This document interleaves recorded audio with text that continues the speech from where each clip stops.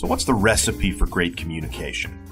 If we were going to think about our communication as a meal, what are the ingredients that we need to have present in the meal? How do we put together a great meal? Well, let's think about it this way. There are really 5 ingredients that have to be present all the time for great communication to be possible. All right, the first ingredient is clarity. How do you make your point clearly? It's got to be clear. The second ingredient is brevity. How do you get to the point quickly? How do you not waste people's time? The third ingredient is context. How do you help people see how your point or how your message fits in for them? How does it make sense for them? The fourth ingredient is impact. How do you make it stand out? How do you make it memorable? And the fifth ingredient is value, which is fairly self-explanatory.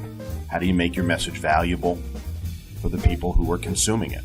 5 ingredients that will go into every communication meal: clarity, brevity, context, impact, and value. Okay, great. So we've got our ingredients. Now the next question is, how much of each ingredient do we need? And just like cooking a great meal, that's going to depend. Different meals are going to need different ingredients. They're going to need the ingredients in different proportions. And different audiences are going to have different palates.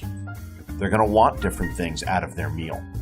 So the really savvy communicator is going to look at their row of ingredients and is going to be able to determine, based on the audience that they're preparing their message for, what ingredients need to be dominant. So how do you figure it out?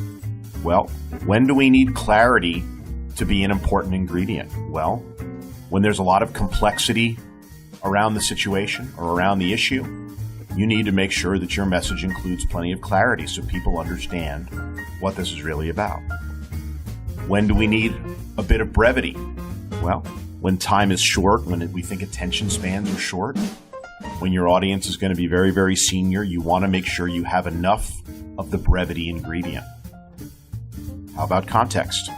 Well, maybe when there's unfamiliarity with the topic, or maybe when you're communicating with people that have a lot on their mind, or are walking in to listen to you having just come from something very, very confusing. You probably want to make sure you use plenty of the ingredient context. How about impact? When do we need to have a lot of impact in our messaging? Well, when there's a lot of noise, when we really need to work hard to make it memorable, right? When we really want it to stand out, and we think that's going to be hard to achieve. We got to make sure we add plenty of impact. And then the fifth and final is value. And I think when there's skepticism, when there's choice, when there's competition, when a decision has to be made, and there are other choices that could be made, we have to work hard to make sure that there's plenty of value in the meal that we're creating. All 5 of these ingredients are going to be present in every meal that you create, in every communication that you put together. You always want to make sure that you have some clarity and some brevity and some context and some impact and some value. But depending upon who you're cooking for, depending on who you're preparing for, you're going to make choices of which of those ingredients needs to be most dominant. Think about your communication like you're preparing a meal for an audience and you want to impress them. You want them to have a great experience.